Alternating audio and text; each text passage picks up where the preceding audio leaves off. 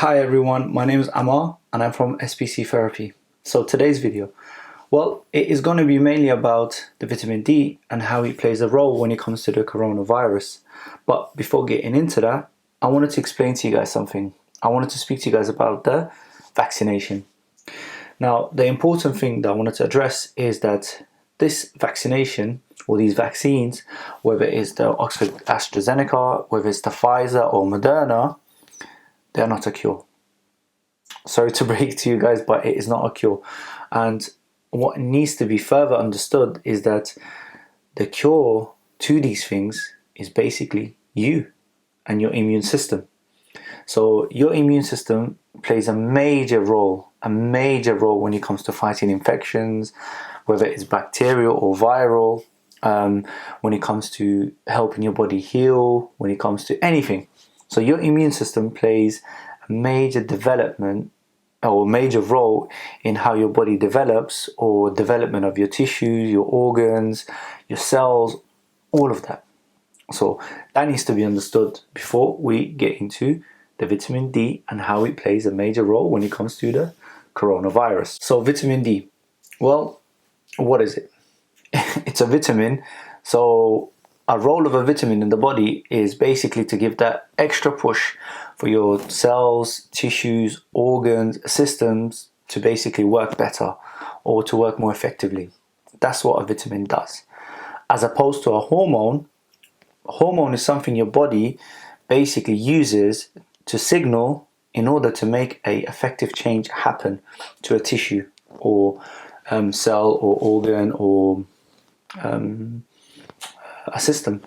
And that's the differences between the two. One is used to basically give that little push to make it work, whereas the other one, the hormone, is used by the body to make a effective change happen to a targeted tissue. And of course, different hormone will have a different sort of an effect on the tissue or on the targeted tissue. So that needs to be clear before we go any further. Now we got that out of the way, what we can talk about is vitamin D itself and how we get it. So vitamin D, the natural source is the sun. About 90% of vitamin D comes from the sun, leaving the rest from our diet. What science tells us is that the ultraviolet B rays from the sun penetrates your skin. Under your skin you have the cholesterol, and this cholesterol converts into something called the pre-vitamin D3, which then goes on to actually become vitamin D3. So that's what science tells us, and that's what evidence suggests to us, that this is the way we get vitamin D, and the natural source is the sun. So now we know that vitamin D cannot be created unless you have the sun. We also know that vitamin D coming from our diet is simply at a small percentage, and it is not enough for our body to utilize. And not just that, there is also a very specific type of foods that has vitamin D. We're talking about some red meat, oily fish, cashew nuts, and mushrooms. There are other ones, but these are some of them. And you can see that it becomes difficult for you to get vitamin D from diet. But there is another option, and we're talking about vitamin D3 supplementations. Going on to this, you have to be careful because you need to know which ones you're taking. Are they the right ones? Do they have enough vitamin D within each tablet? And also, you need to make sure that you do seek the medical expert's advice before taking them. Now, the countries which are furthest away from the sun, I would highly recommend for you to consider taking vitamin D3 supplementations, because one, you may be spending a lot of the time indoors and you simply not getting enough sun. Two, there is no sun to get. So that would leave you with the choices of either getting it from your diet, which we've said that it's not enough, or taking vitamin D supplementation. If you do consider it, do seek the medical expert's advice before doing so. Okay, so now let's look into vitamin D a little bit more into detail and find out what is so special about it.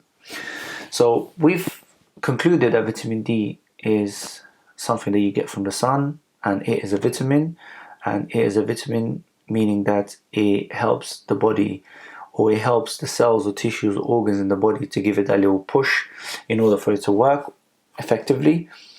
But not only that, we also now know that vitamin D is a nuclear hormone, or also known as steroid hormone. Why is this important?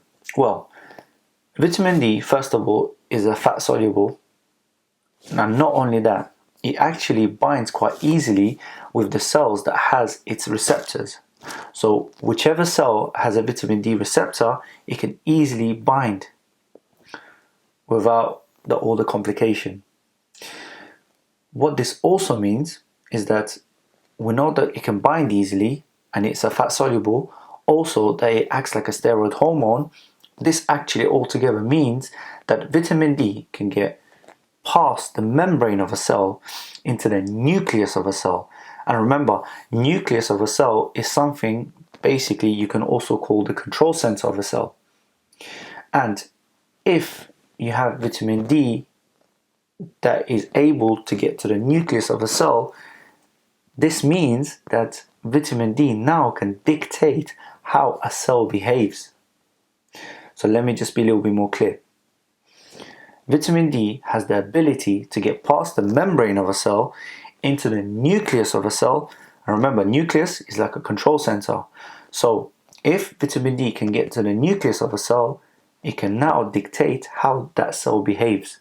And not only that, we also know that, or which has been suggested to us by research, is that vitamin D has the ability to switch on and off about 300 genes. This is something that's also been found in the research. So vitamin D has the ability to switch on and off about 300 genes. And guess what?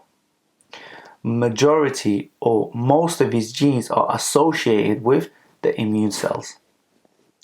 So now we know that vitamin D can actually go into the deeper layers of the immune cells and dictate how these immune cells behave. And I think that's actually quite fantastic and fascinating at the same time. Now we know that vitamin D can actually modulate the immune cells. It can actually increase or decrease your immune system. And this is absolutely great because now we know from this information that vitamin D has this immunomodulatory effect on the immune system. It can increase or decrease it in order to make it work effectively. And we can see the importance of this when we get towards the end of the video and when we relate it all to coronavirus.